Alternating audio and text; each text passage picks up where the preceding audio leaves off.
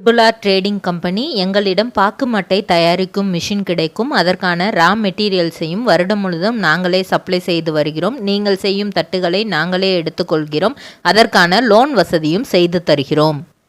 இன்னைக்கு நம்ம பார்க்க போற செலிபிரிட்டி சன் டிவில டிஆர்பியில் ஹையா இருக்கிற எதிர்நீச்சல் சீசன் 2ஓட ஒன் ஆஃப் த ஹீரோவான கதிரை பத்தி தான். இவரை பத்தின ஃபுல் டீட்டெயில்ஸ் தெரிஞ்சுக்கிறதுக்கு முன்னாடி சேனலை சப்ஸ்கிரைப் பண்ணாதவங்க மறக்காம சப்ஸ்கிரைப் பண்ணிக்கோங்க. அப்பதான் நாங்க போடுற வீடியோஸ் உங்களுக்கு நோட்டிபிகேஷனா வரும். வாங்க வீடியோக்குள்ள போலாம். நந்தினி கதிர் இவங்க 2 பேரோட பேர் கிட்டத்தட்ட டாம் அண்ட் ஜெரி பேர் மாதிரி இருந்தது.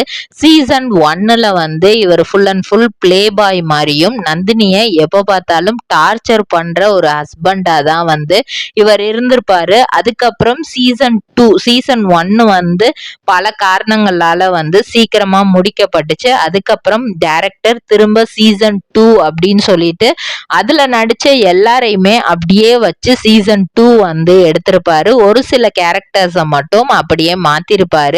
அந்த விதத்துல கதிரோட கேரக்டரை மட்டும் கொஞ்சம் சேஞ்ச் பண்ணாரு. ஆள் அதே ஆள் தான். ஆனா அதுல ரொம்ப கோவக்கார பையனா பிளே பாயா பிளே பண்ணியிருப்பாங்க. ஆனா இதுல நந்தினிய புரிஞ்சுக்கிற ஒரு ஹஸ்பண்டா மனசு மாறி நடிக்கிற மாதிரி டைரக்டர் காட்டியிருப்பாரு. நந்தினியா ஹரிப்பிரியா இசை அவர்கள் நடிச்சிருப்பாங்க. இவரோட உண்மையான பெயர் அப்படின்னு பார்த்தா ஜெகதீஷன் தான். ஆனா இவரை எல்லாருமே விபு ரமணன் அப்படின்னு சொல்லிட்டு சொல்லுவாங்க. இவரோட ஐடியில கூட அவர் விபு ரமணன் அப்படின்னு தான் சோசியல் மீடியா ஐடிஸ்ல எல்லாம் வச்சிருப்பாரு. ஆனா அவங்க அப்பா அம்மா அவருக்கு வச்ச பெயர் ஜெகதீஷ் தான். இவங்க ஒரு பக்காவான வில்லன் மெட்டீரியல்னே சொல்லலாம். நடிச்ச படங்கள் சீரியல்ஸ் அப்படின்னு எல்லாத்துலயுமே இவர் வில்லனா தான் நடிச்சிருப்பாரு. ஒரு சில இதுல சாஃப்ட் கேரக்டர் பண்ணியிருப்பாரு. இவரு 1989ஆம் ஆண்டு பிப்ரவரி மாதம் 15ஆம் தேதி ஊட்டியில பிறக்கிறாரு. அங்க ஊட்டி குளிர்ல இவருக்கு அந்த ஹீட் அப்படிங்கறது பெருசா இவர் எக்ஸ்பீரியன்ஸ் பண்ணதே கிடையாது. ஸ்கூலும் அங்கதான் பண்றாரு, காலேஜும் அங்கதான் படிக்கிறாரு. ஸோ படிச்சு முடிச்சுட்டு ஒரு வாய்ப்புக்காக தான் அவர் சென்னை வராரு. சென்னைக்கு வந்தப்போ ஃபர்ஸ்ட் அவருக்கு ஒத்துக்கிறாம போனது இந்த கிளைமேட் தான். ஏன்னா அங்க இருக்கிற கிளைமேட்டுக்கும் இங்க இருக்கிற கிளைமேட்டுக்கும் டோட்டல் ஆப்போசிட்டா இருக்கும். அதனால அவருக்கு ஃபர்ஸ்ட் இந்த இதை ஏத்துக்கிற அங்க இருக்கிறது அந்த சிச்சுவேஷனை அவர்னால பேலன்ஸ் பண்ணவே முடியல. இவர் நல்ல சிங்கர் ஆகணும் அப்படின்னு தான் ஃபர்ஸ்ட் ட்ரை பண்ணியிருக்காரு. ஸ்கூல் டேஸ்லாம் இவர் நல்லா பாட்டு பாடி டான்ஸ் ஆடுவாராம். அப்ப அவங்க மிஸ்ஸே சொல்லுவாங்களா, நீ ஃபியூச்சர்ல நல்ல சிங்கராவோ இல்ல டான்சராவோ வருவடா அப்படின்னு சொல்லிட்டு சொல்லியிருக்காங்க. ஆனா இவருக்குள்ள அப்படியே அந்த +1 +2 காலேஜ் அப்படின்னு வரும்போது நம்ம சிங்கர் டான்சருங்கிறத தாண்டி நம்மளுக்குள்ள இன்னும் அந்த நடிப்பு திறமை இருக்கு, அதை வெளிக்கொண்டு வரணும் அப்படின்னு தான் இவர் பார்த்திருக்கிறாரு. அதுக்கு முக்கிய காரணம் காலேஜ் கல்ச்சுரல்ஸ் தான்.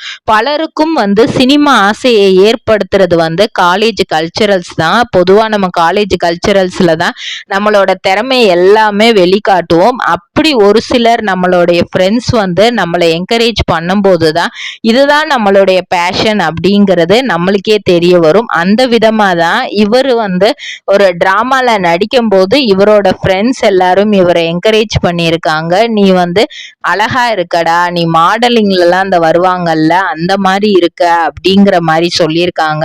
ஏன்னா இவரும் கலரா நல்லா அழகா இருப்பாரு. அதனால இவருக்கே ஒரு இது, ஸோ நம்ம மாடலிங் பண்ணா நல்லா இருக்குமோ அப்படின்னு சொல்லிட்டு வீட்டுல அப்படியே அந்த ரேம்ப் வாக்லாம் நடந்து பாக்குறது, அந்த கேட் வாக் மாதிரி பண்றது, இந்த மாதிரி நிறைய விஷயங்கள் இவரே ட்ரை பண்ணியிருக்காரு. அப்போ அவருக்குள்ள இருந்த அந்த சிங்கிங் டான்சிங் இந்த இதெல்லாம் அவருக்கு டோட்டலா இதாயிடுச்சு. இப்போ ஃபுல் ஃபோக்கஸ் மாடலிங்ல போயிட்டு அதுல இருந்து அப்படியே சினிமாக்குள்ள வந்துடணும் அப்படிங்கிறது தான். ஃபர்ஸ்ட் எல்லாரும் நினைச்ச மாதிரிதான் இவரும் பண்ணணும்னு நினைச்சிருக்கிறாரு. சினிமா அப்படிங்கிறது ரொம்ப ஈஸியா நம்மளுக்கு சான்சஸ் கிடைச்சிரும்னு. ஆனா அந்த ஃபீல்டுக்குள்ள வந்ததுக்கு அப்புறம் தான் மாடலிங்ல சான்ஸ் கிடைக்கிறதுக்கே ரொம்ப கஷ்டமா இருந்திருக்கு. ஏன்னா இவருக்கு நிறைய ஓவர் கான்பிடன்ஸ் இருந்திருக்கு. நம்ம கலரா இருக்கோம், நம்மள ஈஸியா வந்து ஹீரோவா செலக்ட் பண்ணிருவாங்க அப்படின்ட்டு.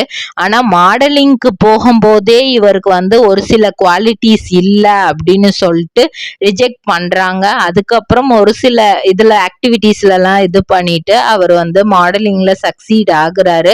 அதன் மூலியமா நிறைய ஆட் ஷூட்ஸ் எல்லாம் கிடைக்குது. 2011ல அண்ணாதுரை அப்படிங்கிற ஒரு படத்துல நடிக்கிறாரு. சின்ன ரோல் தான், ஆனாலும் வந்து அதை பெஸ்டா பண்றாரு.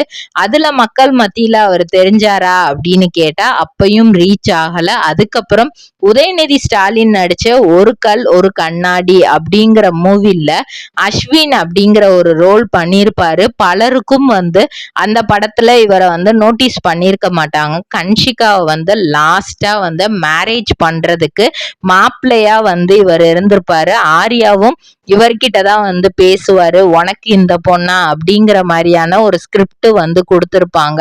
லாஸ்டா ஒரு சின்ன ரோல் அது மட்டும் தான் பண்ணியிருப்பாரு. அதுக்கப்புறம் அடிமேலம் அப்படிங்கிற ஒரு படத்துல பண்ணியிருப்பாரு. அதுக்கப்புறம் சரி சீரியல் சைடு போவோமே அப்படின்னு சொல்லிட்டு தான் சரி, ஏன்னா வந்து படத்துல வந்து பெருசா நம்ம ரீச் ஆக முடியல. நம்ம நினைச்ச ரீச் வந்து படத்துல கிடைக்காது. ஃபேஸ் வந்து யாருக்குமே நம்ம ஃபேஸ் வந்து தெரியல.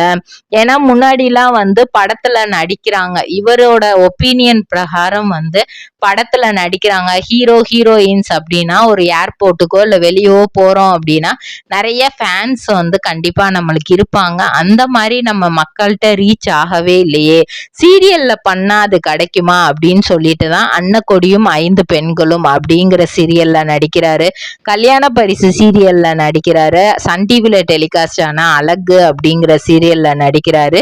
இதுல வந்து நடிகை ரேவதிக்கு பையனா பண்ணியிருப்பாரு. ரவி சுதா, இவங்க 2 பேரோட பேர் வந்து ரொம்பவே சூப்பரா இருக்கும். இதுலதான் வந்து அவர் வெளியே தெரியவே ஆரம்பிச்சாரு. நல்லா வெளியே தெரிய ஆரம்பிச்சது இந்த சீரியல்ல தான். ரேவதி வந்து இவங்கள வந்து தன்னோட பையனாவே ரியல் லைஃப்ல நம்மள ஒரு பையன் இருந்தா எப்படியோ அதே மாதிரி ட்ரீட் பண்ண ஆரம்பிச்சுட்டாங்க.